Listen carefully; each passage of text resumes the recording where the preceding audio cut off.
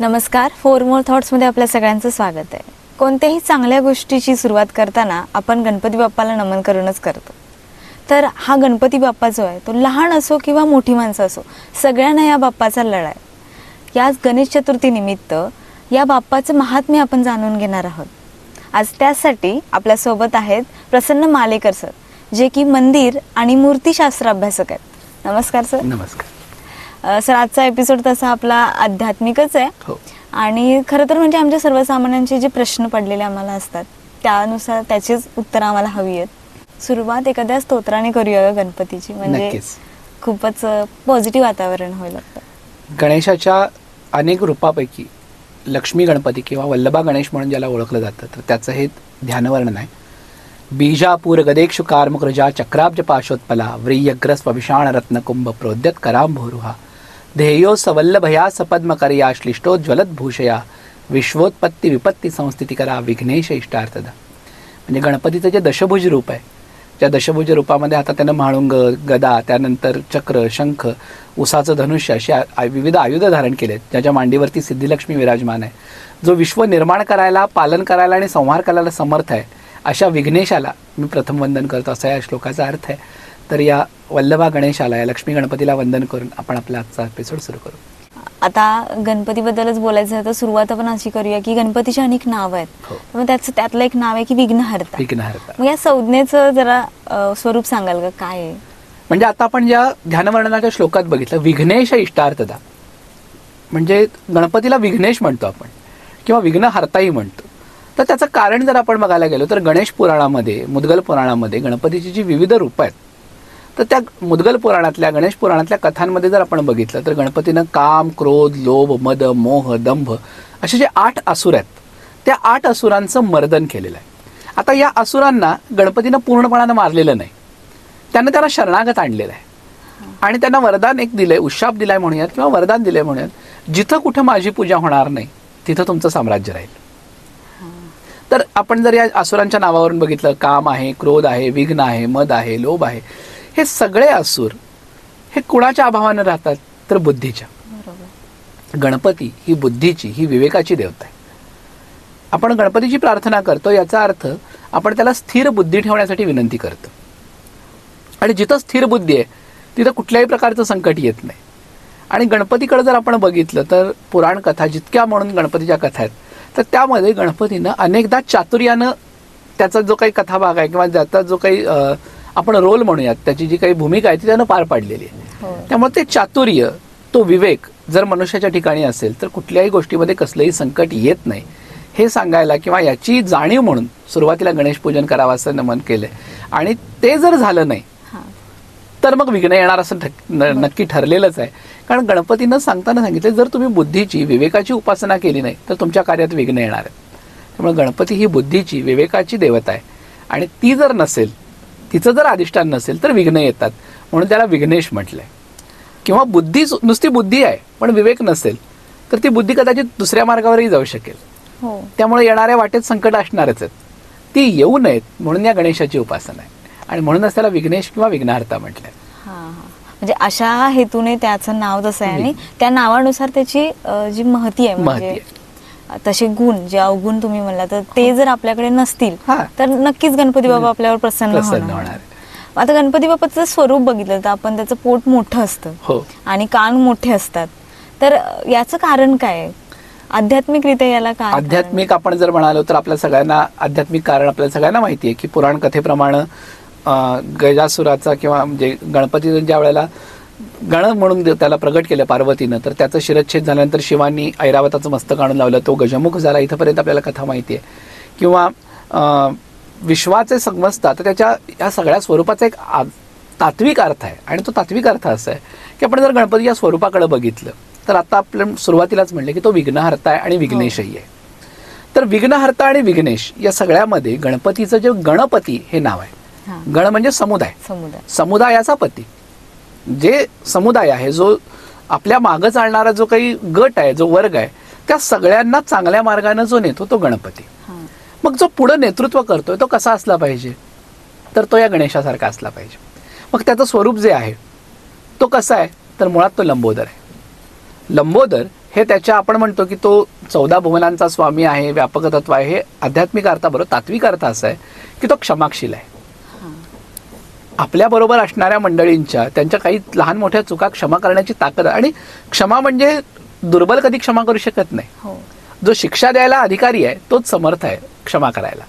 आणि तसा तो शिक्षा द्यायला समर्थ आहे, पण तरीही लोकांचे अपराध पोटात घालण्याची त्याचं सामर्थ्य आहे, म्हणून तो लंबोदर आहे. त्याचं आपण गजमुख जर बघितलं, सुपासारखे त्याचे कार आहेत. नेता कसा पाहिजे किंवा जो नेतृत्व करतो तो कसा पाहिजे, तो बहुश्रुत पाहिजे. त्याला सगळ्या बाजूचं सगळ्या विषयातलं ज्ञान पाहिजे, सगळीकडनं त्यांना ऐकलं पाहिजे. आणि हे आपण त्याच्याबरोबर आणखी एक महत्वाची गोष्ट अशी आहे की कान जे आहेत, आपण कानांना उपमा दिली तुम्ही की सुपासारखे आहेत. हो. सुपाचं काम काय तर पाखडणं. आपल्या कानावरती अनेक प्रकारानं माहिती पडत असते. ती खरी आहे, खोटी आहे, योग्य आहे, चुकीची आहे, याचा निर्णय करायची ताकद आपल्यात असली पाहिजे.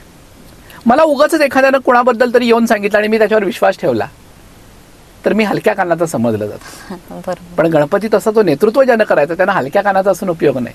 त्याला सारासार विचार जागा पाहिजे. आणि म्हणून ते सुपासारखे कान आहेत. कानावरती काही येऊ दे, त्याच्यावरती थॉट प्रोसेसिंग झाली पाहिजे. हे दाखवण्यासाठी त्याचे सुपासारखे कान आहेत. हत्तीची स्मृती ही सगळ्यात मोठी स्मृती मानली जाते, म्हणजे तो चांगल्या प्रकारची स्मरणशक्ती मानली जाते. हो. ज्या वेळेला आपल्याला एखाद्या गटाचं नेतृत्व करायचं त्यावेळेला आपली स्मरणशक्ती सुद्धा तशी शाबत असली पाहिजे. कारण इतिहासच अनेक वेळेला पुढे पुढे येत असतो. इतिहासातल्या अनेक घटनांची पुनरावृत्ती होत असते. आणि त्यावेळेला काय चुकलं, काय केलं असतं तर चांगलं झालं असतं याची जाणीव ठेवण्यासाठी स्मरणशक्ती गरजेची. ती त्याचं विशाल मस्तक आहे. सोंड जी आहे ती त्याची गुणग्राहकता आहे किंवा म्हणजे आपण हत्तीची सोंड असं म्हणतात की पुढच्या कित्येक पटीनं पुढे असलेल्या धोक्यांची जाणीव त्याला सोंड करून देते. ज्याला लोकांना बरोबर घेऊन जायचं आहे त्याला पुढचे धोके जाणवलेच पाहिजेत, नंतर तो स्वतः सकट इतरांचे नुकसान करणार आहे. त्याच्याबरोबर त्याचे जे लहान डोळे, अगदी बारीक डोळे आहेत, ती त्याची सूक्ष्मदृष्टी दाखवतात. एखादी गोष्ट आपण म्हणतो की ढोबळ ढोबळ मानानं आपण बघणं आणि बारकाईनं बघणं, तो कुठलीही गोष्ट बारकाईनं पाहतो. त्यावेळेला त्या गोष्टीचं आपण जसं रिडिंग बिटवीन द लाईन्स म्हणतो तसं समोरचा माणूस सुद्धा त्याच्या पलीकडचा माणूस वाचता आला पाहिजे. आणि हे सगळे उत्तम गुण त्या गणपतीच्या ठिकाणी आहेत. म्हणून शिवाच्या 7 कोटी गणांचा तो अधिपती आहे आणि म्हणून तो गणपती आहे. आणि हेच त्याच्या स्वरूपाचा तात्विक अर्थ आहे. आणि ह्या स्वरूपाकडे जर आपण बघितलं तर लक्षात येतं की कुठल्याही कार्याच्या आरंभी याची पूजा का, तर इतक्या सगळ्यात चांगल्या पद्धतीनं जर आपण जाऊ तर कुठल्याही कार्यात कधीच संकट येणार नाही. अगदी बरोबर आहे. कारण तुम्ही ज्या पद्धतीने सांगितलं की जसं अपराध दुसऱ्याच्या पोटातही घालता आले पाहिजेत, कानाने ऐकताना आपण जे चांगलं आहे तेच ऐकलं पाहिजे आणि डोळ्यांनी बघताना अतिशय बारकाईने बघितलं पाहिजे, चूक होता कामा नये. म्हणजे जे रोजच्या जीवनात जसं आपण आयडियली वागलं पाहिजे हेच त्यातून आपल्याला मूर्ती वर्णनात. आणि खरं म्हणायला गेलं तर आपल्या भारतीय मूर्तीशास्त्रातल्या ज्या मूर्ती आहेत त्या याचाच द्योतक आहे. त्या मूर्ती म्हणजे ते देवताच तशा दिसल्या पाहिजेत असं नाही. त्या देवता म्हणजे जे तत्व आहेत त्या तत्वांचं आपल्याला समजेल असा आविष्कार म्हणजे मूर्ती, त्यांची ध्यान. आता आपण आणखी एक त्याच्यामध्ये मगाशी एक मुद्दा राहून गेला तो म्हणजे गणपती हातातली शस्त्र. तर आपण गणपती या देवतेचं आणखी एक वैशिष्ट्य असं आहे की अखंड भारतामध्ये उपासनेचे अनेक संप्रदाय आहेत. शैव आहेत, वैष्णव आहेत, शाक्त आहेत, गणपत्य म्हणजे स्वतः गणपतीला प्रधान देवता म्हणून पूजा करणारे गणपत्य आहेत, सौर आहेत किंवा आणखी अनेक उपासना प्रकार आहेत. बऱ्याच ठिकाणी असं आहे की शिवाचे भक्त विष्णूची नामस्मरण करत नाहीत, विष्णूचे शिवाचे करत नाहीत किंवा दोघं मिळून शक्तीचं करत नाहीत. भरपूर आहे त्याच्यात. पण या सगळ्या संप्रदायामध्ये एक देवता मात्र सगळीकडे आहे, ती म्हणजे गणपती. आणि त्यामुळं या सगळ्या संप्रदायात आता वैष्णव संप्रदायामध्ये काही ठिकाणी गणपती दाखवला जातो तो शंखचक्रासह दाखवला जातो म्हणजे विष्णूच्या आयुधाचं. शिवाच्या भक्तांमध्ये तो त्रिशूल परशुसह दाखवला जातो. फक्त जिथं गणपती अथर्वशीर्ष जर आपण बघितलं तर अथर्वशीर्षामध्ये गणेशाचं वर्णन आहे पाशांकुशंच धारणम. गणपतीच्या हातामध्ये जो पाश आणि अंकुश आहे तो पाश म्हणजे काय तर ललिता सहस्रनामामध्ये एक छान नाव आहे रागस्वरूप पाषाढ्य. राग म्हणजे अनुराग किंवा प्रेम. आपण एखाद्यांचं नेतृत्व करतोय तर त्यांना प्रेमानं बांधून घालता आलं पाहिजे. आपल्या प्रेमाच्या बंधनात ती माणसं असली पाहिजे. आणि त्याचबरोबर क्रोधकारांकुशोज्ज्वला. अंकुश कशाचा पाहिजे तर आपल्या क्रोधाचा अंकुश असला पाहिजे. अंकुश वारंवार नाही वापरायचा. त्या क्रोधाचा अंकुश म्हणजे त्या क्रोधाची भीती असली पाहिजे. ज्याच्यावरती आपल्याला अधिक प्रेम असतं त्या माणसाला गमावण्याची आपल्याला भीती असते म्हणून आपण त्या माणसाला कधी राग येऊ देत नाही. आणि तेच त्या गणपतीच्या हातातला अंकुश सांगतो आणि पाश सांगतो कारण त्याचं आपल्यावरती इतकं प्रेम आहे म्हणून आपण त्याच्यावर प्रेम करतो. पण आपल्याला त्या अंकुशाची भीती आहे की नको, हा अंकुश त्याला वापरायला लागायला नको. ही त्याची आयुध. आता गणेशाच्या हातातला परशु आहे. परशु म्हणजे कुऱ्हाड. परशु पाश विमोचक आहे. म्हणजे एखाद्या ठिकाणचे सगळे जे बंद आहेत, आता पाशाच्या उलटा परशु आहे. परशु काय आहे तर सगळे जे काही बंद आहेत ते बंद तोडणारा परशु आहे. आता हे बंद कसले तर आपणच आपल्या पायामध्ये काही बेड्या घातलेल्या असतात की मला हे जमेल, मला हे नाही. या सगळ्यातून पार नेणारा तो परशु आहे. आणि त्रिशूल जे आहे ते त्याचं उत्पत्ती, स्थिती, लय म्हणजे निर्मिती, पालन आणि संहार या तिन्ही तत्वावरचं त्याचं प्रभुत्व आहे, आपण होल्ड म्हणूयात त्याला, तो असल्याचं त्याचं निदर्शक म्हणजे त्याच्या हातातला त्रिशूल आहे. त्याच्या हातातला खंडित दात आहे. तो बाहेर न आणलेला नाही, त्याचाच दात त्यानं लेखणी म्हणून वापरलेला आहे. शस्त्र म्हणून नाही वापरला, लेखणी म्हणून नाही वापरला. म्हणजे एखादी गोष्ट दात तुटल्यानंतर त्याचं काहीच महत्व राहत नाही, पण तिचाही तिला योग्य उपयोग त्याला माहिती आहे. आणि त्याच्या हातातला जो मोदक आपण दाखवतो किंवा अथर्वशीर्षामध्ये म्हणले वरदाभय, त्याचं जे वरद आणि अभय या ज्या मुद्रा आहेत त्या मुद्रा म्हणजे काय तर तो भक्तांना आश्वस्त करतोय, मी तुम्हाला देण्यासाठी समर्थ आहे आणि मी असताना तुम्ही घाबरू नका. या दोन्ही भावना ज्या मूर्तीतनं व्यक्त होतात ती म्हणजे गणेशाची मूर्ती. आणि म्हणून तिच्या पूजनाचं एक वेगळं महत्व आहे. आता मी तेच विचारणार होते तुम्हाला की तुम्ही मोदकाचा जसा उल्लेख केला, मग असं म्हणतात म्हणजे आता सगळ्यांनाच माहिती आहे की गणपतीला नैवेद्य दाखवायचा तर तो मोदकांचा. मग गणपतीला मोदक खूप आवडतात असं म्हणतात, त्यामागचं कारण काय किंवा कथा काय आहे त्या? कथा अशा अनेक आहेत की कथांमध्ये पार्वतीने गणेशासाठी केलेलं पक्वान्न म्हणजे मोदक. तर दुसरं त्याच्यामधला तात्विक अर्थानं म्हणजे एक आहे की पुराण कथा आपण खूप ऐकतो आणि म्हणजे थोडंसं वैयक्तिक वाटेल पण मला असं वाटतं की आपण पुराण कथा ज्या वेळेला बघतो ना तर आपण त्या पुराण कथा गणपतीला मोदक आवडतो, मग त्याचा पुढचा प्रश्न असतो मग गणपतीची आवड निवड ठरवायला कोण गेलं होतं? बरोबर आहे. तर त्याला एक अर्थ आहे. मोदक या शब्दातच काय आहे तर मोद म्हणजे आनंद. जो आनंद आहे तो त्यानं स्वतःच्या हातामध्ये धारण केलेला आहे. आता मोदकाचं वैशिष्ट्य असं आहे की त्याचं सारण आणि त्याचं आवरण या दोन गोष्टींचं त्याचं तर कुठल्याही आवरणात असलेला अद्वैत म्हणजे त्याचं ज्ञानेश्वरांनी वर्णन केलं अद्वैत रसाचा मोदक आहे. म्हणजे गुळ खोबरं एकत्र झाल्यानंतर त्याची स्वतंत्र चव राहते पण तरी सुद्धा एक वेगळी चव निर्माण होते. तसा अद्वैत रस या सगळ्या प्रेमाचा भक्तीचा अद्वैत रस जो आहे तो मोदक आहे. आणि दुसरा त्याच्यातला आणखी एक भाग असा आहे आपल्या ज्या देवांचे नैवेद्य आहेत ते देवांचे नैवेद्य म्हणून आपण खातो किंवा गणपतीला आवडतं म्हणून आपल्याला मोदक आवडतात किंवा गणपतीला लागतात म्हणून आपण मोदक करतो. पण त्याच्यामध्ये विचार केला तर गूळ, खोबरं, तांदळाची किंवा गव्हाचं पीठ या सगळ्या पौष्टिक गोष्टीतनं तयार केलेला तो पदार्थ आहे. तो उकडलाही जातो, तळलाही जातो, प्रांतपरत्वे भेद वेगवेगळे आहेत. पण गणपतीचा सगळ्यात सोपा नैवेद्याचा पदार्थ काय तर गुळ खोबरं. गणपतीला बाकी काही नैवेद्याला नसलं तर एक गुळाचा खडा आणि एक वाळलेल्या खोबऱ्याचा तुकडा ठेवला तरी ते गणपतीचा नैवेद्य झाला. त्याच गुळ खोबऱ्याचा उपयोग करून आपण हा पदार्थ केलेला म्हणजे मोदक. बरोबर. ज्या ज्या गोष्टी शक्तिवर्धक आहेत, पौष्टिक आहेत ते आपल्याकडे देवांच्या नैवेद्याखाली आपल्याकडे सोपवल्या गेलं.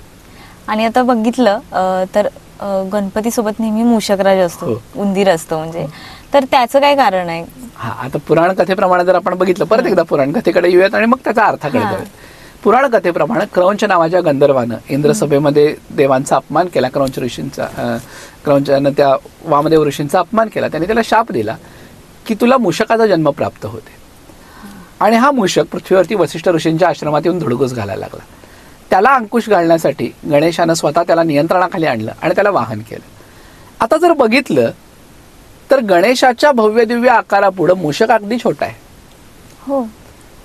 त्याला वाहन म्हणून आपण पुराण कथेमध्ये सुद्धा बघतो किंवा गणपती उंदरावर बसून पृथ्वी प्रदक्षिणेला निघाला आणि तो पडला. म्हणजे मूषक हे वाहन म्हणून तसं वापरणं हे गैरसोयीचं म्हणा किंवा काय, तर त्याचं वाहन म्हणण्यापेक्षा मूषक हे प्रतीक आहे काळाचं किंवा मूषक हे प्रतीक मानलं जातं अंधाराचं.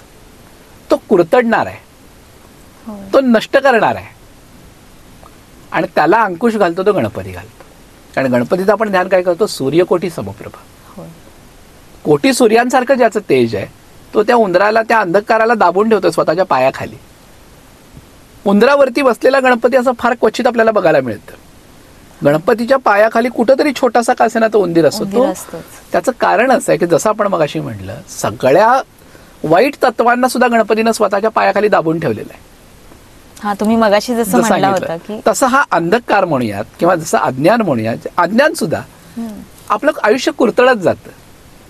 आणि उंदराचा सगळ्यात मोठा स्वभाव आहे तो म्हणजे नासधूस करणं.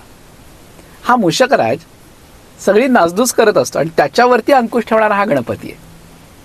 त्यामुळं हा एका अर्थानं दोन तत्वांमधला संघर्ष आहे, अंधार आणि उजेड किंवा ज्ञान आणि अज्ञान. बरोबर. आणि त्या अज्ञानाला सुद्धा स्वतःच्या आधिपत्याखाली ठेवणारा हा गणपती. त्यामुळं अज्ञानाच्या अंधकाराचा नाश होण्यासाठी या गणेशाची उपासना केली जाते आणि तो मूषक आहे तो त्याचंच प्रतीक आहे. नाही, छान पद्धतीने ऍक्च्युअली तुम्ही सांगितलंय सगळं. आणि एक मला विचारायचं होतं की कोणत्याही पूजेच्या सुरुवातीला आपण म्हणजे कोणतीही शुभ कार्य असू दे किंवा कोणतेही होम हवन करायचं काही असेल असो, हा. त्यावेळेला गणपतीला प्रथम पूज्य म्हणून पूजलं जातं. हो. त्यामागचं कारण काय? कारण सगळे देव, महादेव असतील, विष्णू असेल किंवा ब्रह्मदेव असतील, हे सगळ्यात महत्वाचे 3 देव मानले जातात. त्याही आधी आपण गणपतीची पूजा केली. आता याच्यामध्ये मगाशी आपण जसं म्हटलं तर पुराण कथा काय की जो कोणी शिवानी दिलेलं अग्रपूजेचं, विष्णूंनी दिलेलं अग्रपूजेचं वरदान आहे, शिवानी दिलेलं अग्रपूजेचं वरदान आहे, त्या वरदानाला अनुसरून गणेशाची अग्रपूजा केली जाते. पण मगाशी म्हटलं तसं गणपती हा बुद्धी आणि विवेकाची देवता आहे. आणि त्याच्याही पेक्षा सुद्धा गणपतीचा तुकोबांचा जर अभंग बघितला तर आकार होतो ब्रह्मा, उकार होतो विष्णू, मकार महेश जाणील. ओंकाराच्या 3ही मात्रा, 3.5 मात्रा ज्या मूर्तीमध्ये प्रत्यक्ष दिसतात, सृष्टीच्या आरंभी प्रगट झालेला अनाहत ध्वनी ओंकार म्हणजे गणपती, असं काही ठिकाणी वर्णन आहे. तर त्यामुळं या प्रणवाचं जो आधी स्वर आहे त्याचं चिंतन आधी व्हावं म्हणून या गणपतीची अग्रपूजा आहे. आणि दुसरं आधी आपण जसं म्हटलं की विवेकाची देवता. कुठलंही काम करताना जर आपला विवेक जागा असेल, सारासार विचार जर जागा असेल तर ते काम निश्चित यशाकडे जातं. त्यामुळं या गणेशाची अग्रपूजा ही म्हणजे फक्त आता बऱ्याच लोकांना प्रश्न असतो की हा ठीक आहे, सगळ्या कार्यक्रमाच्या प्रसंगी जर गणपतीची पूजा, तर शिवपार्वतीच्या विवाहाच्या वेळेला कुठल्या गणेशाची पूजा झाली? कारण त्यावेळेला तर गणपतीच नव्हता आपल्या कथेप्रमाणे. तर गणेशाचं अस्तित्व किंवा गणेशाचं असणं हे अनादी आहे. शिवपार्वतीचा पुत्र म्हणून तो प्रगट झाला, हे एक लीलाचरित्र, एक लीला भाग आहे. पण त्याही पूर्वी ओंकार प्रधान जे रूप गणेशाचं म्हटलंय, हा ओंकार प्रधान गणेश सृष्टीच्या निर्मितीपासूनच अस्तित्वात आहे. त्यामुळे उमामहेश्वराच्या विवाहाच्या वेळेला त्याच गणेशाचं पूजन झालंय. आणि या उलट जिथं जिथं गणपतीची पूजा झालेली नाही ती कार्य मात्र लयाला गेलेली आहेत. त्यामुळं अग्रपूज्य असण्याचा हा जो मान आहे, पुराण कथेप्रमाणे जर आपण बघितलं तर भगवान शंकरांनी दिलेलं वरदान आहे. आणखी एक त्याच्या पुढे जाऊन सांगता येईल की त्रिपुरासुर वधाच्या वेळेला फार मोठा प्रसंग येतो की त्रिपुरासुराच्या म्हणजे या 3 तारका, श्वेद्योन्माली वगैरे जे असुर होते, या असुरांची आकाशात फिरणारी ही 3ही पुरं एका रेषेत यावीत, एका विशिष्ट बाणानं त्यांचा एका विशिष्ट मुहूर्ती वध झाला पाहिजे. हे सगळं साधून येत नव्हतं. त्यावेळेला नारदांनी शंकरांना आठवण करून दिली की तुम्ही गणेश पूजन केलं नाही. आता इथं शिवाला एक क्षणावर वाटलं आपलंच वरदान आहे की अग्रपूज्य नाही झालं तर काय बिघडलं. आणि तरी सुद्धा लोकाचार पाळण्यासाठी म्हणून शंकर पंचानन दशभुज होऊन पूजेला बसले अशी कथा आहे. तर त्यावेळेला गणेशानं, शंकर पंचानन आणि दशभुज झालेत, तर गणेशानं जे रूप धारण केलं 10 मुखात आणि 20 हातात, म्हणजे त्यांच्याही पुढचं. आणि मग बलिदान स्वरूप शिवांनी त्याला आपलं मस्तक, 5 मस्तकापैकी एक मस्तक उतरून दिलं असं मानलं जातं. तर ते मस्तक आजही आपण कशाचं प्रतीक आहे? तर आपण जो नारळ वाढवतो कुठल्याही कार्याच्या आरंभी, तर त्याचं प्रतीक म्हणून मानण्याची काही ठिकाणी ती प्रथा आहे. तर ते काय आहे? तर कुठल्याही कार्याच्या प्रसंगी सुरुवातीला जर तुम्ही तुमचा अहंकार सोडलात तरच त्यात यश आहे. बरोबर आहे. आणि मग शिवाचं जे ते 5 मस्तकापैकी एका मस्तकाचं प्रतिकरूप म्हणून आपण जो नारळ वाढवतो, लौकिक अर्थानं जर बघितलं तर नारळालाही 3 डोळे असतात, एक शेंडी असते, म्हणजे शिवाच्या मस्तकासारखा तो आहे दिसायला तरी. पण त्याचं सगळ्यात महत्त्वाचं गुण आहे, जोपर्यंत त्याचं कठीण कवच फुटत नाही तोवर यातलं गोड पाणी आणि खोबरं मिळत नाही.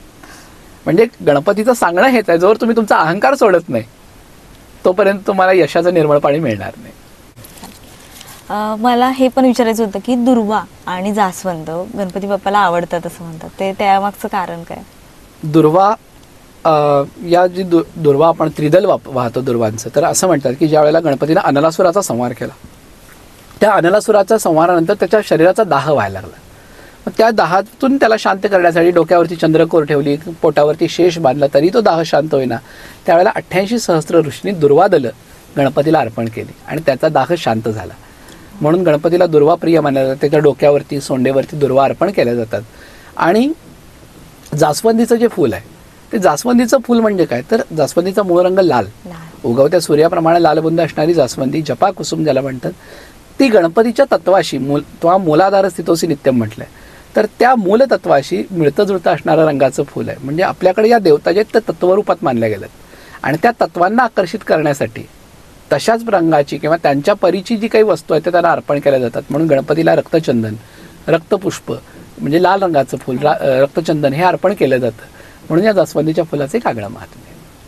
हा, म्हणजे यामागचं कारण हे आहे की गणपतीला या गोष्टी का अर्पण केल्या, तो शांतपणा पण आपल्या मनामध्ये यावा. आणि एक आहे की गणपतीला वर्षभर तुळशी वाहिली जात नाही, पण ती फक्त भाद्रपद शुद्ध चतुर्थीच्या वेळेला तुळशी वाहिली जाते. त्याचं कारण असं आहे की त्यामध्ये 21 पत्री आपण गणपतीला घालतो. वास्तविक ह्या 21 पत्रींचं जतन करणं किंवा नव्यानं त्या पत्रींची आपल्याला माहिती होणं सुद्धा गरजेचं आहे. 21 पत्री म्हणजे आपल्याला या पावसाळ्याच्या दिवसात उगवणाऱ्या 21 औषधी वनस्पती आहेत आणि त्या औषधी वनस्पतींची आपल्याला माहिती होण्यासाठी म्हणून आपल्याला या पत्रींची पूजा आहे. त्या पत्रींबरोबर तुळशी वाहिली तर चालते, कारण तुळशी ही उष्ण स्वरूपाची आणि दुर्वा या शीत स्वरूपाच्या आहेत. दोन्ही एकत्र येऊ नयेत म्हणून गणेशाला फक्त दुर्वा वाहिल्या जातात, तुळशी वाहिल्या जात नाहीत. म्हणून त्याच्या नैवेद्यावर सुद्धा दुर्वादल ठेवलं जातं, तुळशी दल नाही. बरोबर. आतापर्यंत आपण गणपतीची पूर्ण माहिती घेतली की गणपतीची सुरुवात कुठून झाली होती आणि प्रत्येक त्याच्या आभूषणांची माहिती घेतली. पण मला असं विचारायचं आहे की जर गणपतीचं तत्व आपल्या जीवनात अवलंबायचं असेल तर ते कशा प्रकारे आपण अवलंबू शकतो? आपण म्हणजे गणेशाची उपासना किंवा एशा गणेश तत्व म्हणून ज्याला जे तत्व म्हणतो ते तत्वच हे आहे की वैयक्तिक आयुष्यात सुद्धा म्हणजे आजच्या रोजच्या जीवनात म्हणूयात आपण गणपतीची उपासना म्हणजे फक्त 21 दुर्वा त्याला वाहणं किंवा लाल फूल वाहणं, मोदकाचा नैवेद्य दाखवला म्हणजे गणपतीची उपासना नाही. गणेशाची उपासना ही मी आजच्या दृष्टिकोनातून अशी मानतो की सारासार विवेकाला जागं ठेवून वागणं ही गणेशाची खऱ्या अर्थाने केलेली उपासना आहे. आपण आज अशा युगात वावरतोय की आपल्याला हजारो प्रकारची माहिती हवी असू दे नको असू दे आपल्यापर्यंत येऊन पोहोचते. आणि बऱ्याचदा आपल्याकडून असं होतं की आपण अजाणतेपणे भावनेत वाहवत जातो आणि त्या माहितीला ती खरी आहे खोटी आहे ती ताडून न बघता आपण तिला बळी पडत जातो. बऱ्याच लोकांच्या आयुष्यामध्ये, मोठ्या मोठ्या लोकांच्या आयुष्यामध्ये असेच मोहाचे क्षण येत राहतात. पण जे एक साधा विचार करूयात, अगदी ग्राउंड लेवलचा विचार केलात, कुठली तरी आपल्याला एक सोशल मीडियावरती आपण माहिती येते, ती खरी आहे खोटी आहे कुणी पाठवली आहे काय आहे आपण त्या सोर्सचा कधी विचार करत नाही.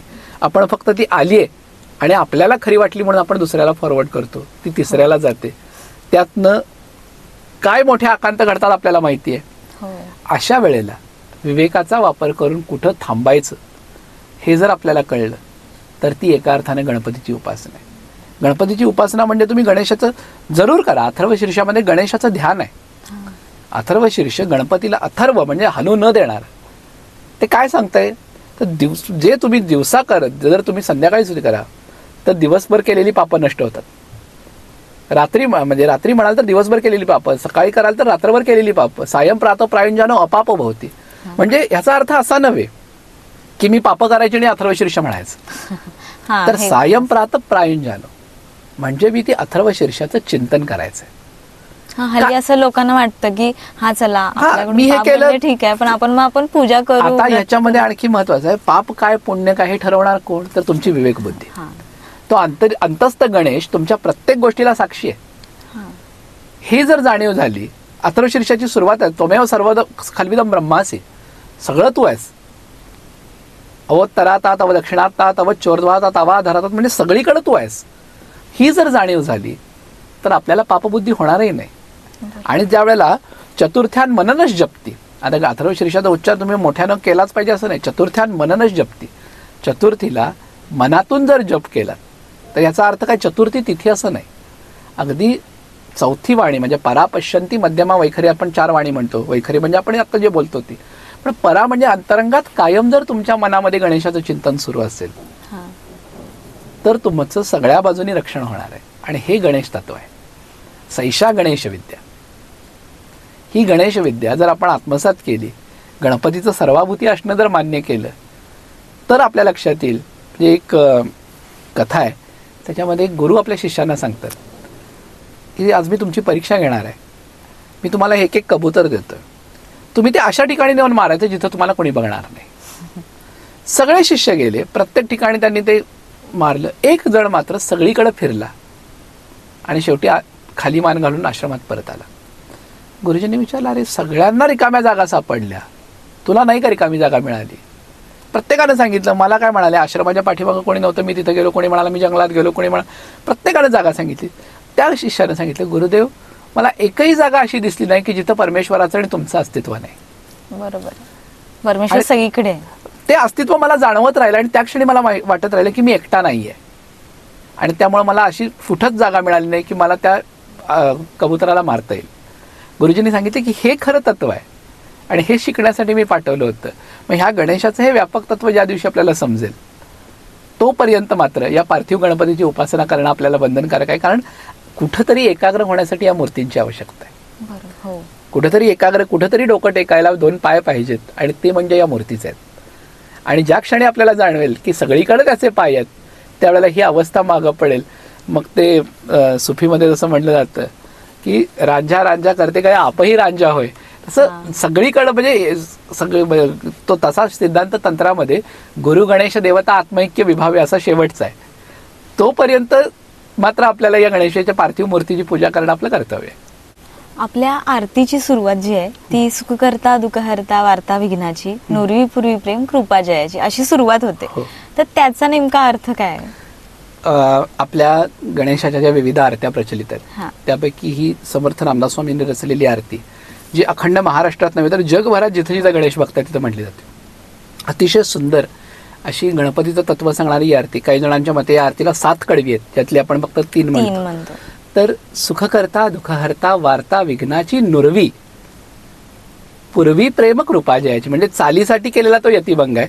सुख करता जो सुख देणार आहे, दुःख हरता जो दुःखांचं हरण करणार आहे, सुख करता दुःख हरता वार्ता विघ्नाची नुरवी. नुरवी म्हणजे शिल्लक न ठेवणारा, ज्याचं स्मरण केल्यावरती दुःखाची वार्ता शिल्लक राहत नाही, ज्याची कृपा सगळ्यांवरती प्रेम पुरवते, असा त्या पहिल्या 2 ओळीचा अर्थ आहे. सुख करता दुःख हरता वार्ता विघ्नाची नुरवी पूर्वी प्रेम कृपा जयाची. जयदेव जयदेव जय मंगलमूर्ती दर्शन मात्रे मन कामनापूर्ती. म्हणजे दर्शन घेतल्याबरोबर इच्छा पूर्ण होतात. रत्नखचित फरा तुझं गौरी कुमारा. रत्न फरा म्हणजे तुरा, रत्नखचित फरा तुझं गौरी कुमारा. चंदनाची उटी कुंकुम केशरा. अंगावरती जी उटी आहे ती चंदन उटी आणि कुंकू याचं म्हणजे चंदन आणि कुंकू याची उटी लावलेली आहे. हिरे जडित नुपुर शोभत ओबारा. ऋणझुणती, नुपूर म्हणजे पैंजण, त्याच्या पैंजणाला हिरे जडलेले आहेत. हिरे जडित नुपुर शोभत ओबारा. ऋणझुणती नुपुरे चरणी घागरिया. घागरिया म्हणजे बारीक घुंगरू जे असतात तर ती पैंजणं वाजतायत, बारीक जशी घुंगूरवाळे आपण बाळाला घालतो ते वाजतायत. तिथं त्या ठिकाणी पहिलं कळ लंबोदर पीतांबर फणीवर बंधना. लंबोदर आहे आणि फणीवर म्हणजे शेष. गणपतीच्या पोटावरती शेषाचा बंध असतो. म्हणजे काही जण म्हणतात की कालाचं स्वरूप आहे. काळानं जरी त्याला गवसणी घालायचा प्रयत्न केला तरी तो असंभव आहे. तसा तो काल त्याच्या पोटाभोवती आहे. किंवा दक्षिणेतल्या लोककथांप्रमाणे गणेशाच्या लंबोदराला दृष्ट लागू नये म्हणून साक्षात शिवानं त्याच्या कमरेभोवती बांधलेला तो नाग आहे. तर फणीवर लंबोदर पीतांबर फणीवर बंधना. पीतांबर म्हणजे पिवळ्या रंगाचं त्यानं वस्त्र नेसलेलं आहे. सरळ सोंड वक्रतुंड त्रिनयना.